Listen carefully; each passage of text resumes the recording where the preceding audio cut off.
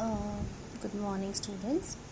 हमें जैसे हम जो 10th क्लास में हम चैप्टर 2 हमने पिछली वीडियो में स्टार्ट किया था, उसमें मैंने आपको ये बताया था कि 2x जमा 3 या कोई भी ऐसा बहुपद ये कैसा है, रैखिक है। और अगर 2x² माइनस 7x जमा 5 इसमें x की पावर 2 है, मतलब घात 2 है, तो घात 2 होने की वजह से ये वाला जो बहुपद है वो द्विघात बहुपद कहलाता है। और ये x की घात 1 होने की वजह से रैखिक बहुपद कहलाता है। इसी प्रकार से हम कुछ भी उदाहरण ले सकते हैं। जैसे मैंने ये उदाहरण लिया, यहाँ पर x की घात सबसे ज़्यादा 3 है, तो ये त्रिघाती बहुपद कहलाता है। हम ये जो बहुपद चैप्टर कर रहे थे, ठीक है, ये मैंने आपको इससे पहले वाले वीडियो में बताया। अब हम ये देखेंगे, हमने एक कोई भी ना द्विघाती बहुपद हमने ले लिया, x की 2 माइनस 4x जमा 3, हमने इसका नाम दे दिया px। ये एक द्विघात बहुपद हमने लिया। अब हमने इसमें x को मानो 1 रखा, तो p1, क्योंकि x को हमने 1 रखा है ना, तो इसमें जब हम x को 1 रखेंगे तो 1 का स्क्वायर माइनस 4 गुना 1 जमा 3, 1 का स्क्वायर 1, 4 गुना 1 4 जमा 3, 1 माइनस 4 माइनस के 3 और ये प्लस के 3, तो ये आ गया 0। तो x को 1 रखने पर इस बहुपद में x को जब हमने 1 रखा तो इस बहुपद का मान आ गया 0। तो क्योंकि x को 1 रखने पर इस बहुपद का मान 0 आया है, तो इसलिए ये जो 1 है वो इसका क्या कहलाता है, शून्याङ्क। x एक बहुपद x² माइनस 4x जमा 3 का शून्याङ्क है। क्यों है शून्याङ्क? क्योंकि जब हमने इस बहुपद में x को 1 रखा तो जो मान आया बहुपद का वो 0 आ गया। तो जो भी x रखने पर, x का मान रखने पर, जो बहुपद का मान 0 आ जाता है, x की वैल्यू रखने पर, जिस वैल्यू को रखने पर बहुपद का मान 0 आ जाता है, वो जो x की वैल्यू है वो कहलाती है बहुपद का शून्याङ्क। तो x बराबर 1 इस बहुपद का शून्याङ्क है। अब हम मान लो हम कुछ और रख कर देखते हैं। हम x को 0 रखते हैं, इसी बहुपद में हमने x को रखा 0, तो p0 कितना हो गया, 0 का स्क्वायर माइनस 4 गुना 0 प्लस 3, 0 का स्क्वायर 0, ये 4 गुना 0 0 जमा 3, तो ये 3 आ गया। तो x को जब हमने 0 रखा इसी बहुपद में, तो इस बहुपद का मान कितना आ गया, 3।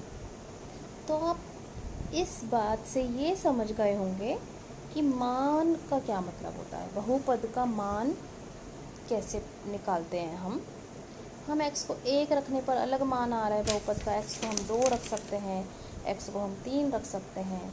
अलग अलग x की वैल्यू रखने पर बहुपद का मान अलग अलग आएगा, और जो रखने x की जो वैल्यू रखने पर बहुपद का मान 0 आ जाएगा, वो उस बहुपद का क्या कहलाएगा, शून्याङ्क। तो इस पेज पे जो मैंने लिखा है उससे मैं आपको 2 बातें बताना चाह रही हूँ। एक तो ये कि बहुपद का शून्याङ्क किसे कहते हैं, और एक ये कि बहुपद का मान, x की किसी भी वैल्यू पर बहुपद का मान कैसे प्राप्त करते हैं, और मान का शब्द का मतलब क्या होता है। अब हम थोड़ा सा और इसी टॉपिक को आगे बढ़ाएंगे।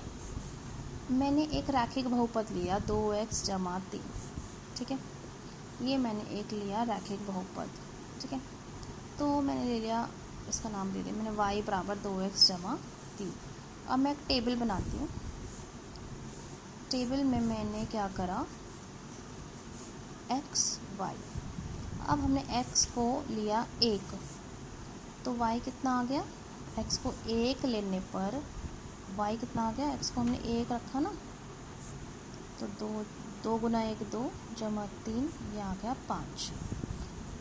और अब हमने एक्स को 2 रखा, एक्स को 2 रखेंगे तो वाई कितना आएगा 2, और एक्स को रखा 2, तो ये आ गया 2 गुना 2 4 जमा 3, ये आ गया वाई 7। एक्स को 2 रखने पर वाई आ गया 7। हम एक्स को 0 रखते हैं, एक्स को हम यहाँ पे क्या रख रहे हैं 0, यहाँ पे हमने एक्स को क्या रखा था 2, और यहाँ पे हमने एक्स को क्या रखा था 1। अब 0 रखने पर क्या होता है, एक्स को 0 रखने पर वाई हाथ आता है, वाई का मान आता है 2 गुना में 0 जमा 3, 2 गुना 0 0, 0 जमा 3 3। तो x को 0 रखने पर y आता है 3। और अब हम क्या करते हैं, x को रखते हैं -1 रख लेते हैं, -1। तो 2 गुना में -1 जमा 3, 2 गुना में -1 जमा 3, 2 गुना -1 -2 जमा 3। तो इसको सॉल्व करके x कितना आ गया 1। तो जब हमने x को -1 रखा तो y का मान आ गया 1। अब अगर मैं इसका ग्राफ बनाऊं, आपको बेटा स्केल, फुटा, पेंसिल इस्तेमाल करके बनाना है, नाप के निशान लगाने हैं। तो ये मैंने जो है x रेखा बनाई, संख्या रेखा, x अक्ष, और ये मैंने ऊपर बनाया है y अक्ष के प्लस वाले बिंदु, और नीचे बनाए हैं मैंने y अक्ष के माइनस वाले बिंदु। और जब मैं इनको रखती हूँ 1,5, 1,5, 2,7, तो ये 2,7, 0,3, x का 0 और y का 3, -1,1, x पर -1 और y पर 1, x पर -1 और y पर 1।